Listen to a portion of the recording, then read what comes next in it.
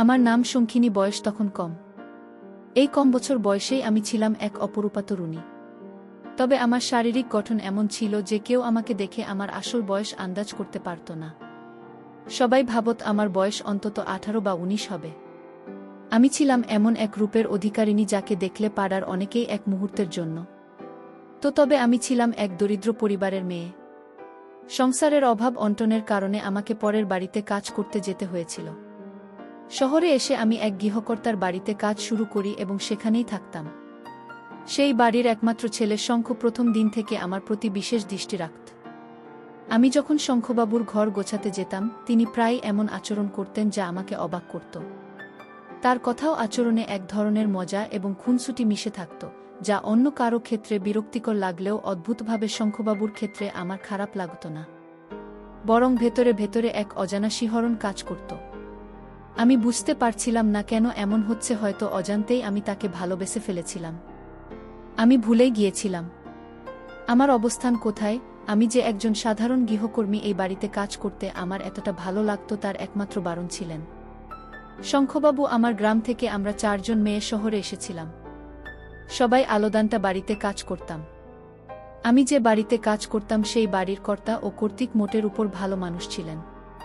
তবে মালকিন একটু কড়া স্বভাবের ছিলেন। কাজেই সামান্য ভুল হলে বকাঝকা করতেন। একদিন মালিক ও মালকিন বাইরে ছিলেন। আমি রান্নাঘরে থালাবাসন পরিষ্কার করছিলাম। হঠাৎ শঙ্খবাবু পেছন থেকে এসে আমাকে ডেকে বললেন, শঙ্খিনী, তুই এখানে কি করছিস? আমি তখন শঙ্খবাবুর কাছে গিয়ে তার হাত ধরে নরম সুরে বললাম, শঙ্খবাবু, আপনি কি এই বিয়েতে সম্মতি দিয়েছেন?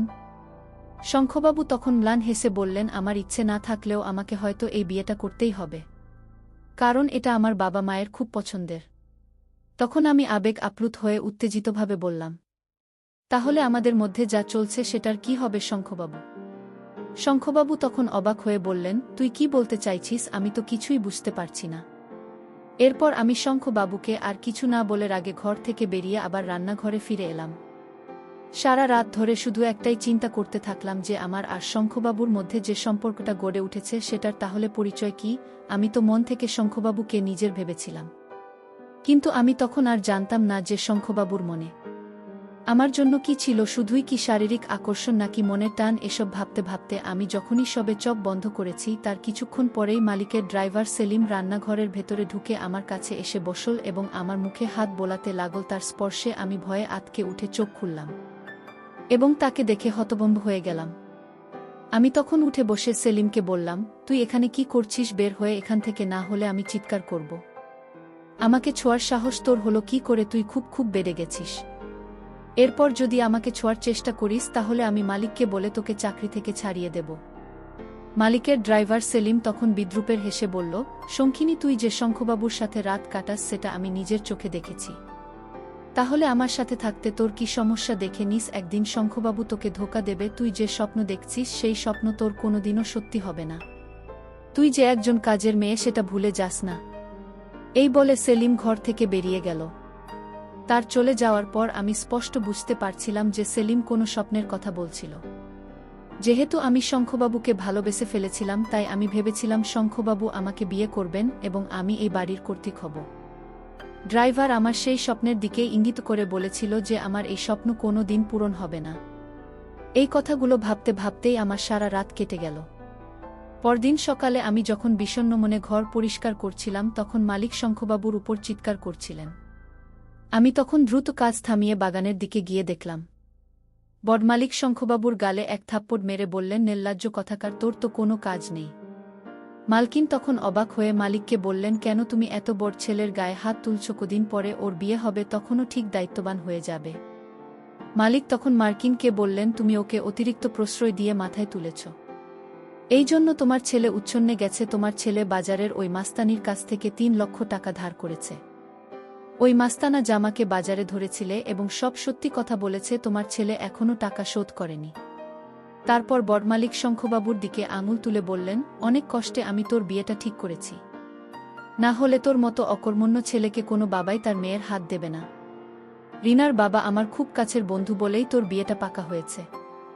ওই সময় শঙ্খবাবু মাথা নিচু করে চুপচাপ সবকিছু শুনছিলেন। সবকিছু শোনার পর মালকিন মালিককে বললেন, কেন তুমি সকাল সকাল আমার ছেলেটাকে এত কষ্ট দিচ্ছ? ও সব ঠিক করে ফেলবে, বিয়ের পরও ঠিক দায়িত্বশীল হয়ে যাবে। তুমি ওকে কোনো ব্যবসা দাঁড় করিয়ে দিও, তাহলেও ব্যস্ত থাকবে। মালিক তখন মালকিনকে বললেন, তোমার আদরের ছেলেকে ভিজিয়ে দাও যাতে সে দায়িত্বশীল হয়, না হলে আমি একদিন ওকে বাড়ি থেকে বের করে দেব। বড়মালিক রাগে সেখান থেকে চলে গেলেন। রাজীববাবু তখন প্রচণ্ড রেগে নিজের ঘরে চলে গেলেন। আমি তখন এক গ্লাস জল নিয়ে রাজীববাবুর কাছে গেলাম। তখন রাজীববাবুর আগে ছোবে নিজের মাথায় হাত দিয়ে বসেছিলেন। ঠিক তখনই তাকে এক মাস্তান ফোন করে হুমকি দিল যে আগামী 4 দিনের মধ্যে যদি রাজীববাবু তাদের টাকা ফেরত না দেন, তাহলে তারা তাকে মেরে অবস্থা খারাপ করে দেবে। ফোনটা রাখার পর রাজীববাবু আমার দিকে তাকে বললেন, দেখছিস তো মালা, আমার এই বাড়িতে কোনো দাম নেই। আমার নিজের বাবা আমাকে বুঝা মনে করে আমার উপর সবসময় রাগারাগি করে, আমার দিকটা কেউ ভেবে দেখে না, আমার কষ্টটা কেউ বোঝে না। রাজীববাবুর কথা শুনে আমার ভীষণ কষ্ট হচ্ছিল। তাই আমি তার হাত ধরে বললাম, বাবু, আমি আপনার কষ্টটা বুঝতে পারছি, কিন্তু আমি আপনার জন্য কিছুই করতে পারছি না। রাজীববাবু তখন বিছানা থেকে উঠে দাঁড়িয়ে আমার হাতটা চেপে ধরে বললেন, মালা, আমি জানি তুই আমাকে অনেক ভালোবাসিস, কিন্তু আমি চাইলেও তোকে বিয়ে করতে পারব না রে। কারণ আমার বাবা মা তোর সঙ্গে আমার ভালোবাসার সম্পর্ক কোনোদিন মেনে নেবে না, কারণ তুই একজন কাজের মেয়ে। কিন্তু আমার কাছে তুই আমার রানী, তাই আমি তোকে বিয়ে করতে রাজি আছি। রাজীববাবুর কথা শুনে আমি খুশিতে আত্মহারা হয়ে গেলাম, আর বুঝলাম যে আমার স্বপ্ন খুব শীঘ্রই পূরণ হতে চলেছে। তারপর আমি রাজীববাবুকে বললাম, আপনি সত্যিই আমাকে বিয়ে করতে চান বাবু? রাজীববাবু তখন আমার ঘাড়ে হাত রেখে বললেন, হ্যাঁ, আমি তোকে বিয়ে করতে চাই, কিন্তু তার আগে তোকে আমার একটা শর্ত পূরণ করতে হবে। আমি তখন খুব খুশি হয়ে রাজীববাবুকে বললাম, আপনি যা বলবেন বাবু, আমি তাই করব। আমি আপনাকে অনেক ভালোবাসি, আপনার জন্যে আমি সবকিছু করতে রাজি আছি, বলুন আমাকে কি করতে হবে। তারপর রাজীববাবু যা বললেন তা শুনে আমার পায়ের তলার মাটি সরে গেল। কারণ আমি একজন দরিদ্র কাজের মেয়ে হলেও আমার আত্মসম্মান ছিল। আমি গরিব ছিলাম কিন্তু চোর নেই, আমি দরিদ্র ছিলাম কিন্তু লোভী নই। কিন্তু রাজীববাবুর ভালোবাসায় আমি অন্ধ হয়েও চুরি করতেও দ্বিধা করিনি। রাজীববাবু আমাকে বললেন, মালা, তুই বাবার আলমারি থেকে মায়ের গলা নেকলেসটা চুরি করবি। ওই নেকলেসটার দাম 4 থেকে 5 লক্ষ টাকা হবে। রাজীববাবুর কথা শুনে আমি ঘাবড়ে গিয়ে বললাম, বাবু, আমি গরিব হতে পারি কিন্তু চোর নই, আমি চুরি করতে পারব না। মালকিন আমাকে অনেক বিশ্বাস করেন। রাজীববাবু তখন রেগে বললেন, মালা, তাহলে তুই আমাকে বিয়ে করতে চাস না, তাই তো ওই গয়না বিক্রি করে 45 লক্ষ টাকা পাওয়া যাবে। তারপর আমরা দুজনে এখান থেকে পালিয়ে গিয়ে বিয়ে করব। কিন্তু তুই আমাদের ভবিষ্যতের কথা ভাবছিস না। আমি একটা পাগল যে তোকে বিয়ে করার জন্য এত উতালা হয়েছি। তুই আমাকে ভালোবাসিস না, তাই না? চলে যায় এখান থেকে। রাজীববাবুর অভিমান দেখে আমি তার মায়ের বলার নেকলেস চুরি করতে রাজি হয়ে গেলাম। এমন নয় যে আমার বয়স কম বলে আমি বুদ্ধিতে অপরিপক্ক ছিলাম, গানের দিক থেকে আমি যথেষ্ট পরিণত ছিলাম, কিন্তু রাজীববাবুর ভালোবাসা আমি এতটাই অন্ধ হয়ে গিয়েছিলাম যে কোনটা সঠিক আর কোনটা ভুল সেই সিদ্ধান্ত নিতে পারিনি। আমি যখন মালকিন এর নেকলেস চুরি করতে রাজি হলাম, তখন রাজীববাবু আমাকে বললেন, মালা, তুই আজকে যখন মায়ের শাড়িগুলো স্ত্রী করে আলমারির ভেতরে রাখতে যাবি, ঠিক সেই সময় সুযোগ বুঝে মাই নেকলেসটা চুরি করে আমাকে এনে দিবি। তারপর আমরা দুজনে এখান থেকে পালিয়ে গিয়ে বিয়ে করে নেব। রাজীববাবুর কথা মতো সুযোগ বুঝে আমি যখন মালটিনের শাড়ি মালিকের ঘরের আলমারির ভেতরে রাখতে গেলাম, তখন মালিক ঘরের ভেতরে সোফায় বসে ফোন এ কথা বলতে ব্যস্ত ছিলেন। সেই সুযোগে আমি তাড়াতাড়ি লকার থেকে মাল কিনে নেকলেসটা বের করে আমার ব্লাউজ এর ভেতরে লুকিয়ে নিলাম। ওই সময় ভয়ে আমার হাত কাঁপছিল, আমার কপাল থেকে ঘাম ঝরছিল। আমি ভাবছিলাম যদি মালিক দেখে ফেলেন তাহলে আমার কি হবে। মালিক ও মালকিন আমাকে অনেক বিশ্বাস করতেন, কিন্তু আমি তাদের সেই বিশ্বাস আর ভরসা ভেঙেছিলাম। তারপর নেকলেসটা চুরি করে আমি চুপচাপ মালিকের ঘর থেকে বেরিয়ে এলাম। মালিকের ঘর থেকে বেরোতেই রাজীববাবু আমার কাছে এসে ফিসফিস করে জিজ্ঞেস করলেন, মালা, কাজ হয়েছে? তখন আমার অবস্থা খুবই খারাপ ছিল, ভয়ে আমার মুখ লাল হয়ে গিয়েছিল, আমার হাত পা থরথর করে কাঁপছিল। আমি রাজীববাবুকে কিছু না বলে ব্লাউজ এর ভেতর থেকে নেকলেসটা বের করে তার হাতে দিয়ে দিলাম। নেকলেসটা হাতে পেয়েই রাজীববাবু খুব খুশি হয়ে আমাকে জড়িয়ে ধরলেন। তারপর আমি রাজীববাবুকে জিজ্ঞেস করলাম, বাবু, আমরা কবে বাড়ি থেকে পালিয়ে বিয়ে করব? রাজীববাবু তখন আমার গালে আলতো করে টিপে দিয়ে বললেন, খুব তাড়াতাড়ি যাব।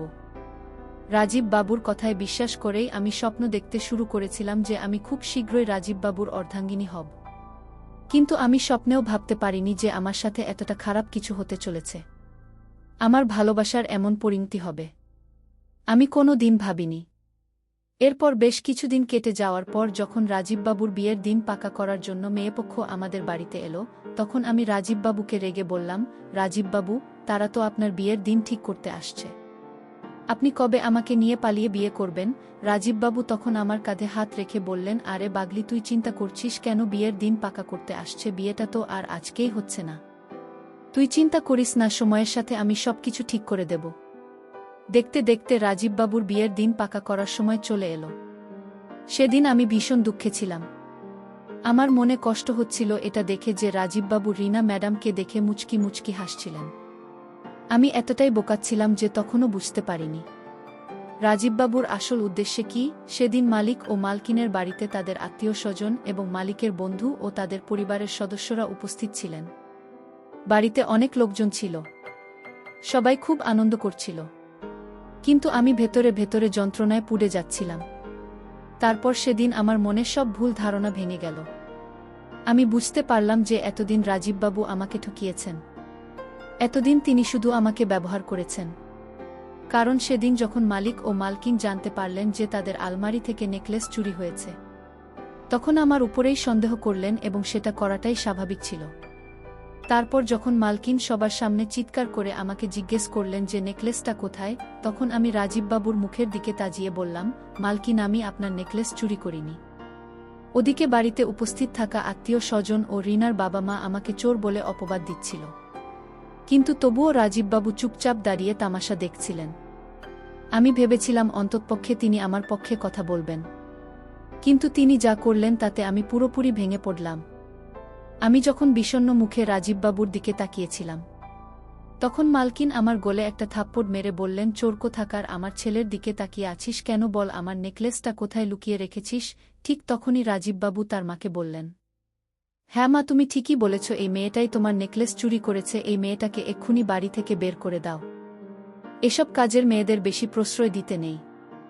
বাবুর কথা শুনে আমার পায়ের তলার মাটি সরে গেল। যার জন্য আমি চুরি করেছিলাম, সেই মানুষটি আমাকে চোরের অপবাদ দিল।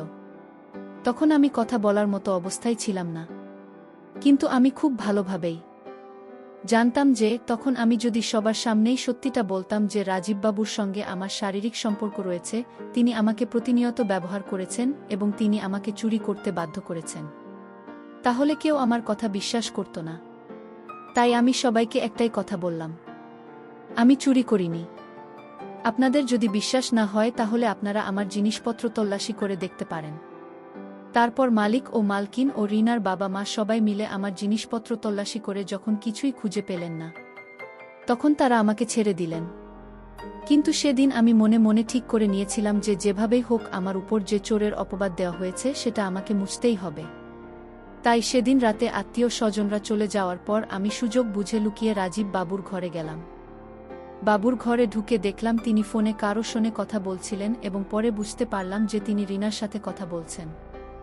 আমি তখন রেগে বাবুকে বললাম, আপনি কেন আমার সাথে এমনটা করলেন? আপনি আমাকে ঠকিয়েছেন। আমরা গরিব বলে কি আমাদের অনুভূতির কোনো মূল্য নেই? আমাদের কি ভালোবাসার কোনো অধিকার নেই?